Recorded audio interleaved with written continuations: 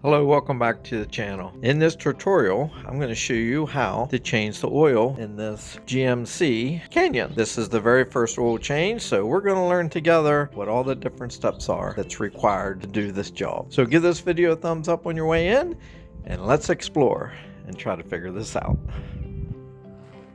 I know that typically pickup trucks sit higher and there's a lot more room underneath than a car, so to speak, but I'm going to go ahead and get handy dandy ramps. Not just any ramp, but the Black Widow.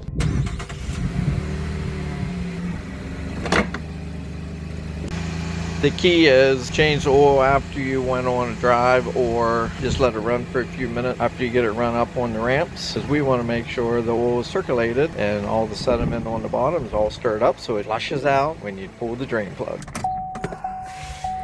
And then underneath here is the latch. Sometimes this can be a tricky part, lifting the hood. Where do I go? Oh, right here.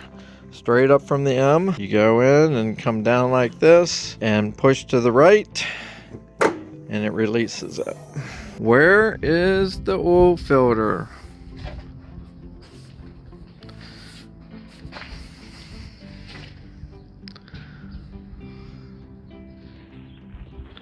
I guess the first thing is, where's the drain plug? Where is the drain plug? You guessed it, it's underneath. Before we get into it too deep, you might have questions like, what for tools do I need? We better get those before we even find any filter. First, you need some oil. Now, I prefer mobile oil, and it's the truck and SUV, and it's 530 weight. Make sure it's Dexus approved, but it does say it right there. And then of course you need a filter. Now I choose the AC Delco brand, which is a GM product. One nice thing about that is you won't have any issues.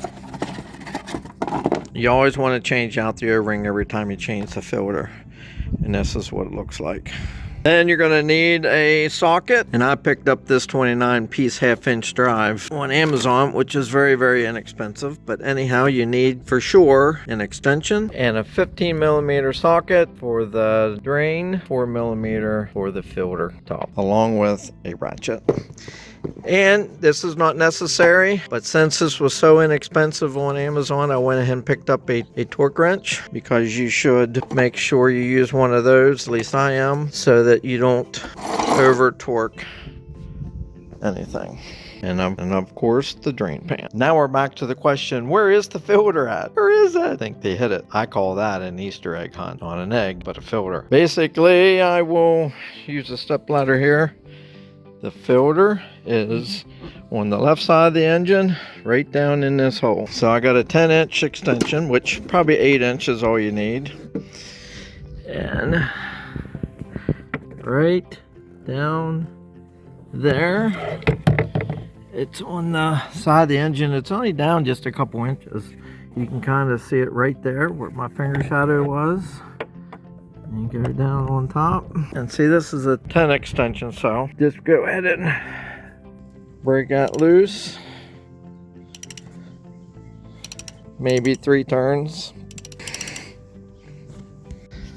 Now you're only breaking that loose so that the oil will drain out, and then loosen that a little bit. Don't have to be taken off, because you want to make sure dirt don't get down in there. Now grab your 15mm socket and let's crawl underneath. So you're looking up underneath here, there's your right front wheel. And you got this cross member here underneath here. This is the bottom of the engine. So when you look at it this way, there's a better look at it. And so this is a 15mm. Now keep in mind, this is aluminum.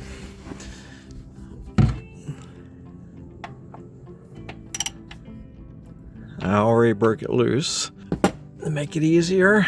And you want to line it up, because this oil is going to come out and it's going to shoot way over this way. So you want to make sure this is turned oblong. That way when it drips off here, it's not going to come out over the side, but yet when it's coming out this way, that it will still go in.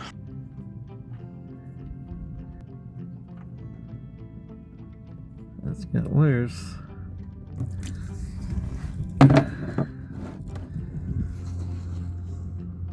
Let's see that. I did lose a little bit. I made a big mistake on my driveway.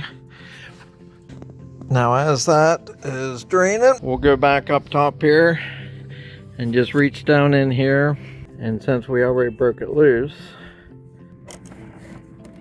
pull that up out of here like that. I like put some towels up here, that way it's not dripping everywhere, even though it didn't seem like it was.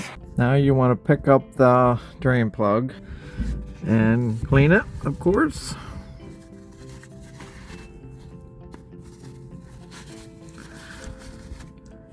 Take note, there's a washer on this, and make sure it's not up here.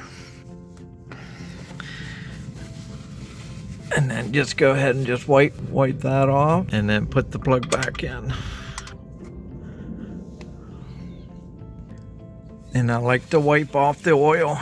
That way, if you know if there's a leak in the future, that it was dry to start with. Then we get our nice torque wrench here that I showed earlier. In case you want one, I did put a link in the description below.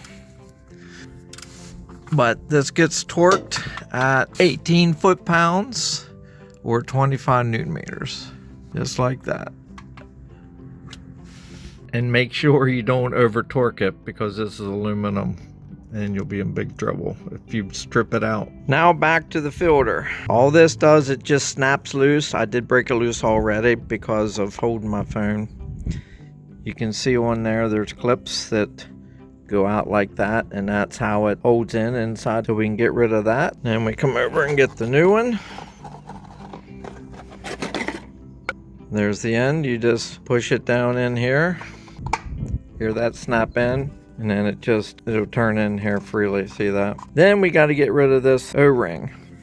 When you turn it around, you can see in the threads right there, there's a little indentation. One tool I did forget to tell you you're gonna need is a little pick. It's a little hard to do this with one hand, but you turn this until you get to that little notch, which is right there, that you can get in under there real easy, and then pull it off.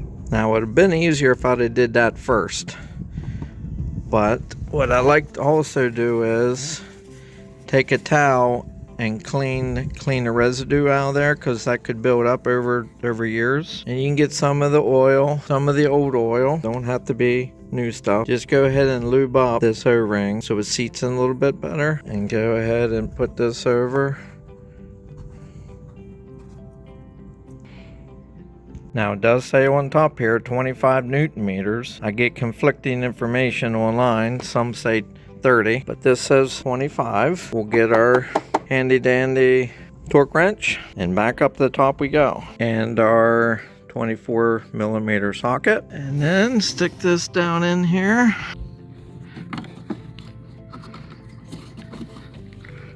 And actually it's pretty easy to get started. You can twist it on, as you can see, maybe 2 turns before it stops. Already preset the torque.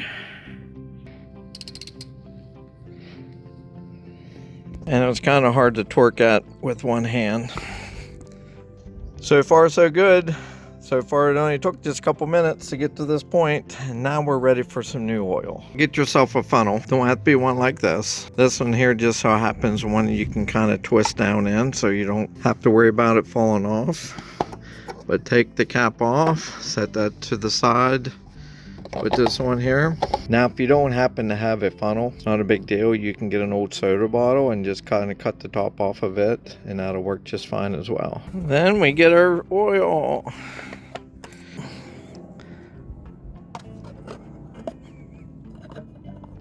Now this jug is cheaper to buy by the 5 quarts container. So it says 5 quarts. So we'll go ahead and dump that 5 quarts in, and then I'll dump another quart in after that. And that will make 6 quarts.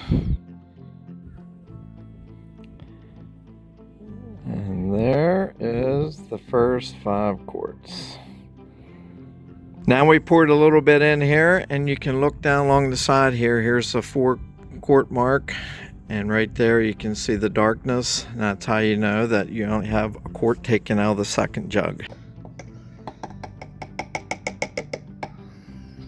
Don't forget to put the cap back on. Now, some people stop right there and say, man, we're finished. We got the oil change. There's one last step. That is backing it down off, shutting it off, and checking the level, just to be sure.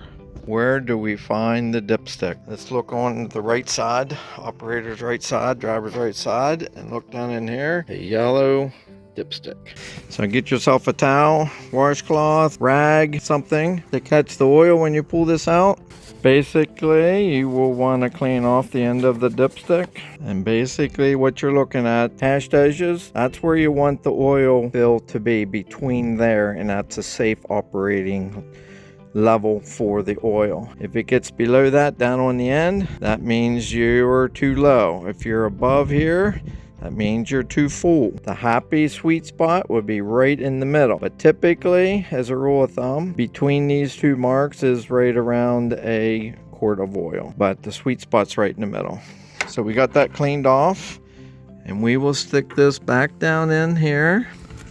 Push it in all the way. Hold it for a second or two.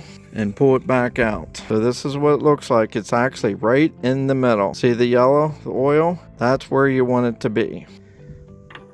So that's how you check it. Check the oil level. One more thing we got to do. Almost forgot, but I'll be reminded next time I drive my truck. Now I need to reset the timer in your dash. So how do you do that? How do you do that? Okay, we're going to use these series of buttons right here. Mainly up and down and the check mark. So this is the screen I'm on currently, and I'll zoom in just a little bit so you can see it better. What I'm going to do is I am going to push this arrow button one time. Let me get back where I was. I'm right here to home.